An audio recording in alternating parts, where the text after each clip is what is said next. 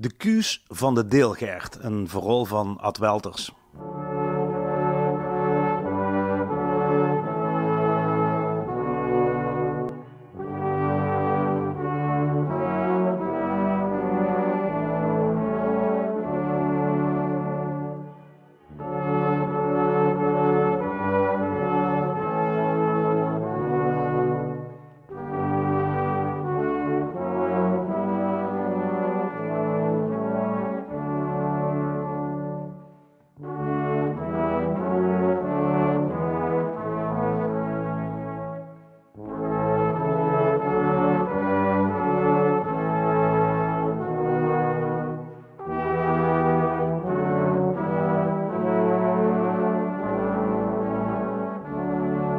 Het is al heel lang geleden dat er in Midden-Limburg op een aparte manier Kerstmis gevierd wordt.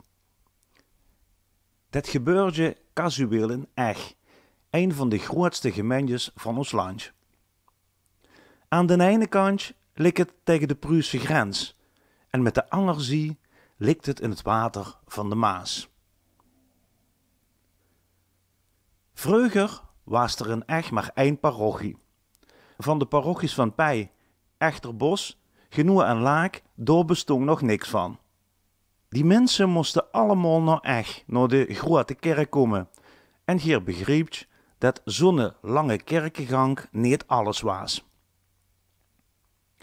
Van de ene kant praatste men door de vettige lijmweg en de toter, en van de andere kant dazelde me door de diepe zandspeur van de bosweg, met koelen tot aan de knieën.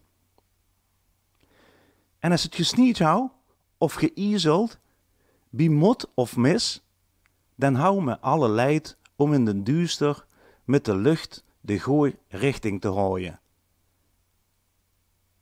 Het was al eens gebeurd dat er een kaplan uit Eg 's morgens op weg ging voor een bediening en 's avonds eerst terugkwam. Het laatste huis van de parochie lag op een deelgaard. En die halfvestfamilie woonde wel 2 uren van de kerk. Maar ze moesten in Eg naar de mes komen met Kerstmis. En ordinair gingen ze om 11 uur al weg. De brandende lucht in de een en de rammelende rozenkrans in de andere hand trokken ze met de hele familie en de nabers op. Als ze langs de hutten en de hoezer van de bos kwamen, sloeg ergens een deur toe en sloten zich weer een paar kerkgangers bij het trupje aan.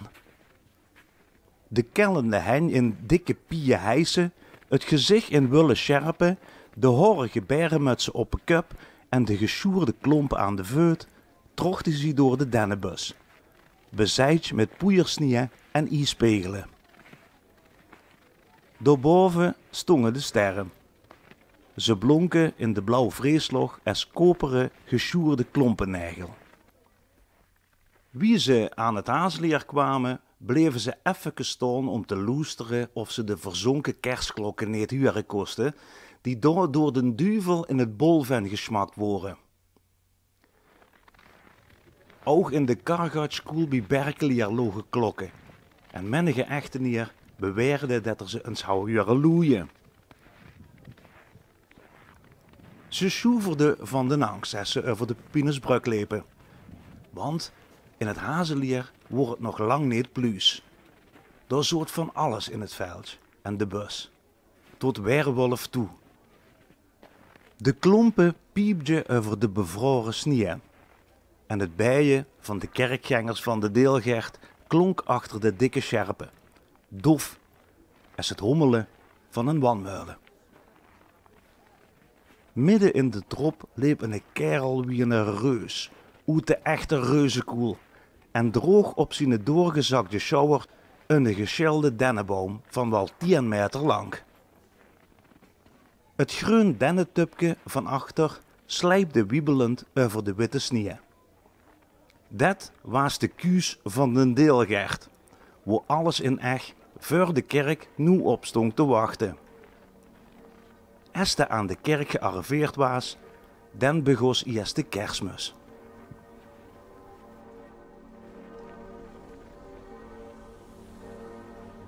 Nu kost men duidelijk de grote klok van echt al huren. De grote poes, die loeide van 12 tot 1 in één stuk door, om de kerkgangers die van zijn buurt moesten komen op het groot spoor te rooien. En de kerkgangers bleven even staan en stoken de hen op en riepen: "Huurt, de grote poes van echt."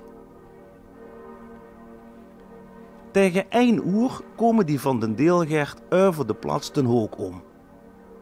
Daar stond in lang rieën te wachten honderden mensen van Ech en de gehuchten. Die van Scheelberg en Pij, die van de Oosterberg en Ophoven, die van Genoa en Laak, die van Kleine en Grote Berkeleer en Sint-Joos en het Hengen. Wat een volksspeel en wat een gekieks, alles gaat op zie om de kuus van de Deelgert door te laten.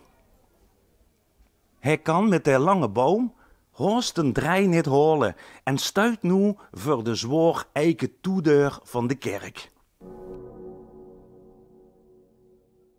Hij pakt zich de boom met 2 handen in de midden, spiet zich eerst eens in de hand en dan bonst er 3 maal met de onderkant tegen de poort.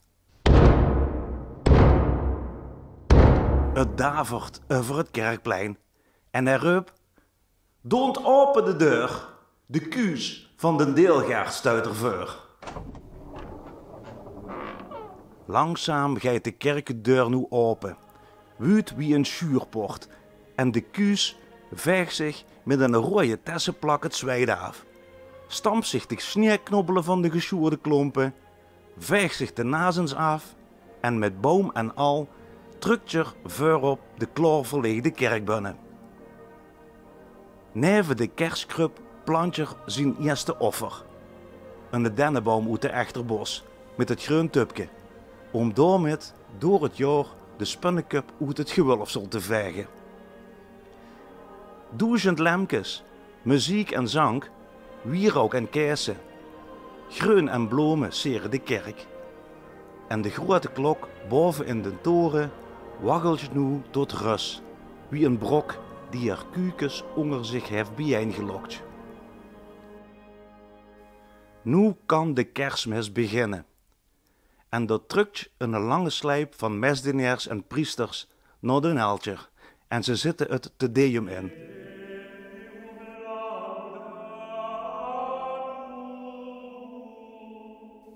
Oude gewenje en de kerkengangers bijen zich en kieken en loesteren en denken ogelens aan de gloeiende kerstblok die nu ligt te sissen in de haard en ze strak heven schoon.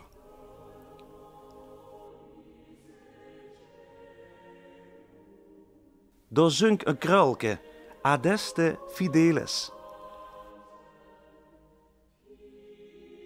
Wem eens den echter kerstmis metgemaakt heeft, nee, die vergeet dem nooit meer.